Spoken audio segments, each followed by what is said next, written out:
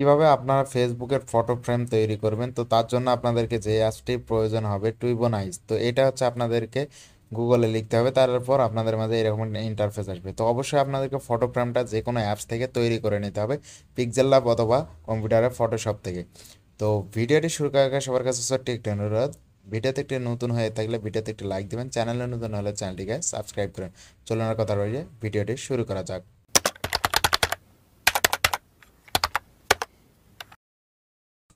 তো গাইস, সর্বপ্রথম আপনাদেরকে যে কাজটি করতে হবে, আপনারা টুইনবোনাই যে ওয়েবসাইটটা আছে এটা ইনস্টল করে মানে ওপেন করে নেবেন। তো ওপেন করে নেওয়ার পর উপরে দেখবেন যে থ্রি ডট আইকন আছে, তো থ্রি ডট আইকনে ক্লিক করলে আপনাদের মাঝে লগ ইন হয়ে যাবে। তো লগ ইন হয়ে যাওয়ার পর এখানে দেখতে পাবেন যে সেন্ড অ্যান্ড ক্যাম্পেইন আছে। তো ক্যাম্পেইনে ক্লিক করার পর এখানে দেখতে পাচ্ছেন যে আপলোড ইওর ডিজাইন হেয়ার। তো আপলোড ইওর ডিজাইন হেয়ারে আপনারা আপনাদের সেই কাঙ্ক্ষিত ডিজাইনটি আপলোড দিয়ে দেবেন। তো আমি এখান থেকে আমার ফোল্ডার থেকে আমি সেই কাঙ্ক্ষিত ডিজাইনটি আপলোড দিয়ে নিলাম।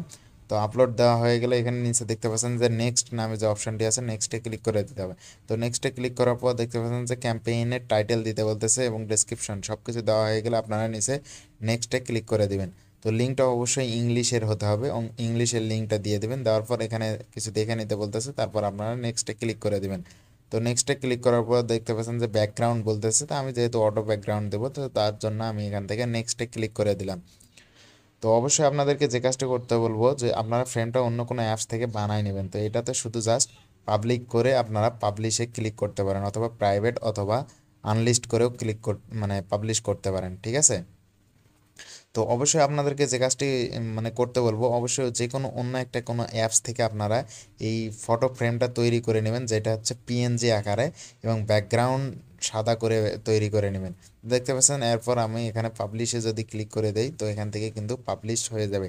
তো এই টুইবোনাইজ অ্যাপস দিয়ে এইভাবে আপনারা ফটো ফ্রেমটা তৈরি করে নিতে পারেন ফেসবুকের জন্য। তারপর এখান থেকে লিঙ্কটা আপনারা আপনাদের বন্ধুদের মাঝে শেয়ার করে দিবেন।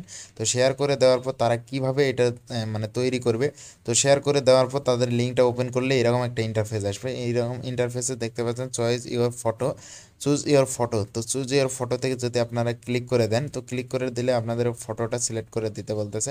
আমি এখান থেকে একটা যে কোনো একটা ফটো সিলেক্ট করে দিলাম। তো ফটোটা সিলেক্ট করে দেওয়ার পর দেখতে পাচ্ছেন যে জুম আউট এবং ব্লার সব কিছুই করা যায়। করার পর এখানে আপনাদের প্লেস মতো সেম মানে ইয়াটা বসাই দেওয়ার পর কন্টিনিউতে ক্লিক করে দেবেন। ফটোটা প্লেস মতো বসাই দেওয়ার পর কন্টিনিউতে ক্লিক করে দেবেন। দেখতে পাচ্ছেন যে কন্টিনিউ উইথ ওয়াটারমার্ক। আপনারা যদি ওয়াটারমার্ক ছাড়া করেন তাহলে আপনাদেরকে 99 সেন্ট দিয়ে 24 ঘন্টার জন্য করে নিতে হবে। আর আমি যেহেতু ওয়াটারমার্ক থাকবে তাই জন্য কন্টিনিউ টু ওয়াটারমার্ক। তো তারপর দেখতে পাচ্ছেন যে ডাউনলোড লেখাটা ফুল হচ্ছে। তো ডাউনলোড লেখাটা ফুল হলে আমরা এখান থেকে ডাউনলোডে ক্লিক করে দেবো। তো ডাউনলোডে ক্লিক করে দিলে দেখতে পাচ্ছেন যে আপনারা পিকটি ডাউনলোড হয়ে যাচ্ছে। তো ডাউনলোড হলে এখান থেকে আপনারা চাইলে ওপেন করে নিতে পারেন। তো গাইস, এইভাবে আপনারা ফটো ফ্রেমটি তৈরি করতে পারেন। তো ভিডিওটি ভালো লাগলে থাকলে ভিডিওতে একটি কমেন্ট করবেন এবং চ্যানেলে নতুন হয়ে থাকলে চ্যানেলটিকে সাবস্ক্রাইব করবেন। তো দেখা হচ্ছে পরের কোন ভিডিওতে, ততক্ষণ পর্যন্ত ভালো থাকবেন, সুস্থ থাকবেন।